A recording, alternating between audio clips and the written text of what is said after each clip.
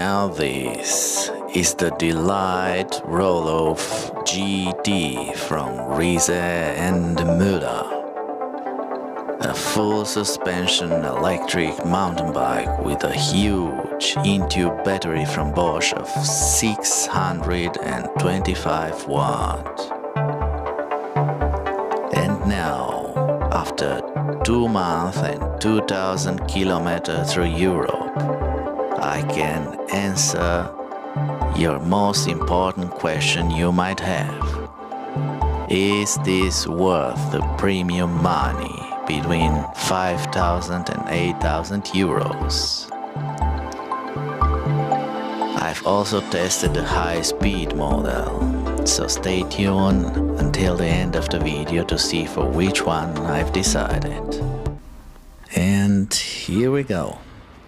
I am happy that the intro is over, because I couldn't hold this down voice anymore. And here it is, the e-bike in front of the store, brand new, with this minimalistic rack on the back side, which had some problems. I will tell you later about it. Anyway, I like the matte color very much, and I definitely appreciated the water bottle system on the right and on the left side, and the carbon belt. It's very nice when you don't have a chain anymore. You don't have to worry about oil. You can ride it in a suit and you're not gonna get dirty, and you don't have too much maintenance to make.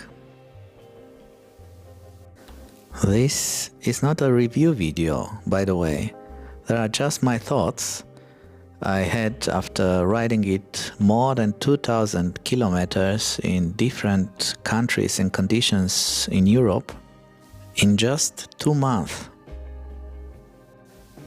I've noticed that the motor is quieter if you are running in a higher speed, from gear 8 for example, and you're gonna hear it more if you are pretty slow or you are going uphill and you need a lower gear like 5 or 4, and you will notice.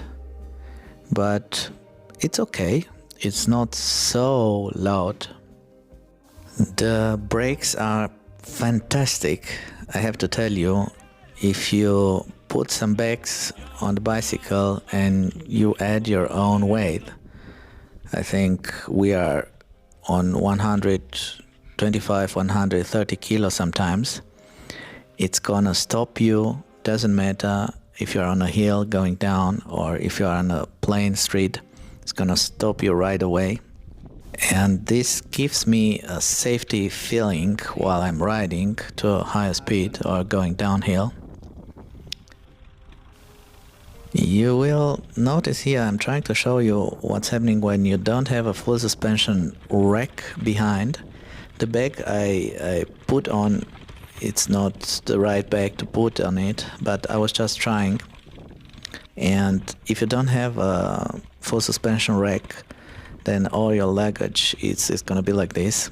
Actually, this one is designed to put a bag on the left side and one on the other side and nothing on top. But I've given it a try. The bag was not heavy. I just have 2 jackets in it. And it was just for me to see if it would be possible to make a trip with this kind of rack behind. And I didn't thought so.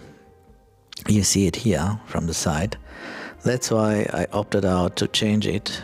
And before I change it, I have even an option like a mountain bike rack mounted behind, like here, with the 2 bags on the original one. And this also worked, but it looks also a little bit funny. So the front rack is pretty practical, but you have to find a bag, and it's a little bit difficult. Riese Müller are working on a bag suitable for this, and I've just used it with a marsupial. I had the money in it and a small camera and even a small wine bottle when I was in France, and it worked fine. It was okay. Anyway, the best way to carry weight with bags, it's this rack, the original one, which is a full suspension rack, and you can put something on top and something on the left side and something on the right side, so you can fully load it. Don't mind the flowers, I just like sunflowers.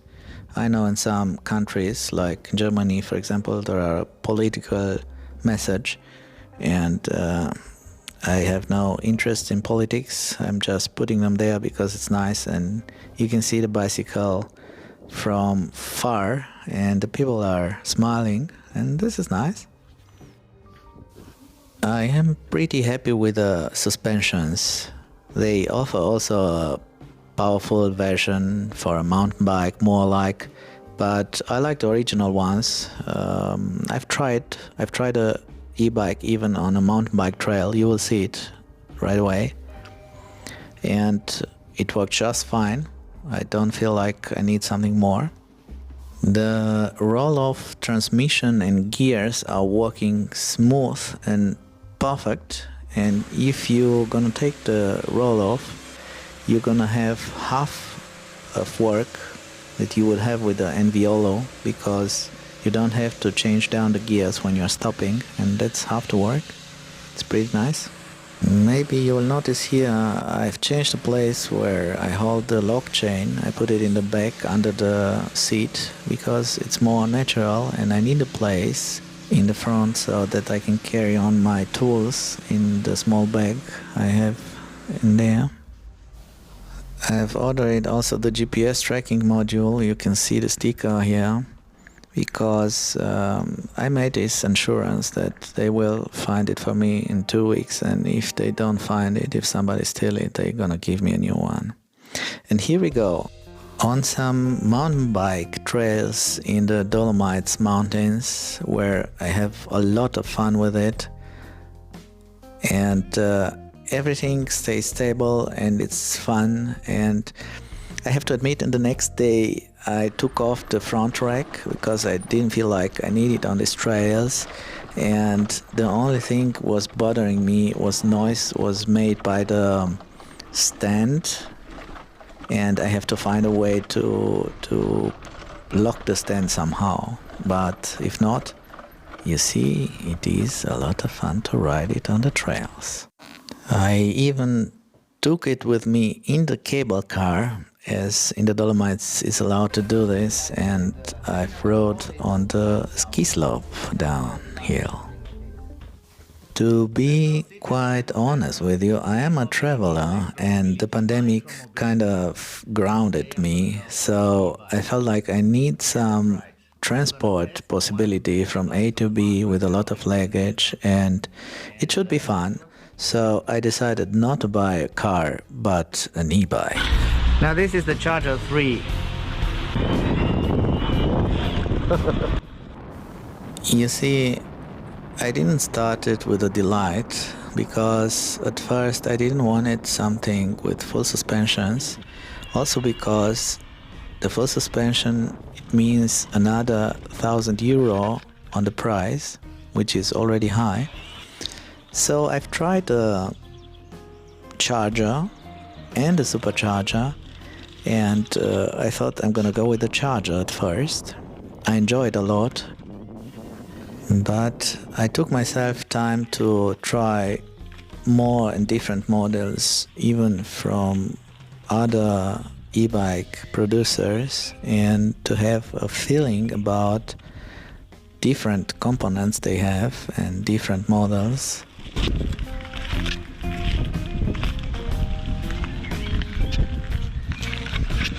So this is the Charger 3 with a Rholhoff.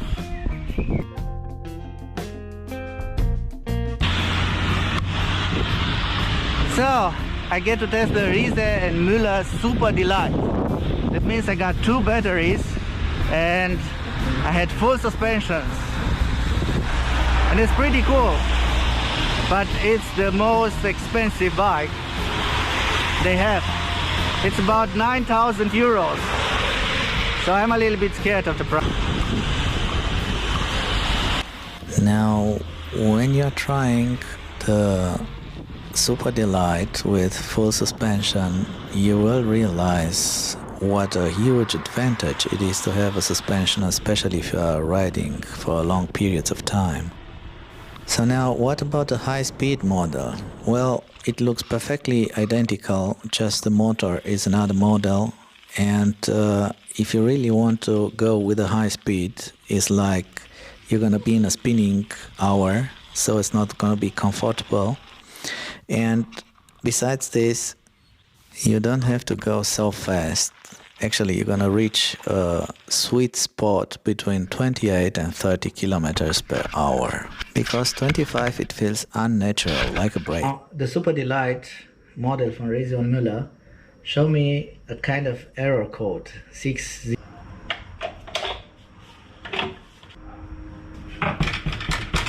So they offered me the older Super Delite model to try on the hills, and this besides the charger, so that you can really feel the difference Such a nice of a full suspension, right? Can you hear the bass? And now I think I made the best choice.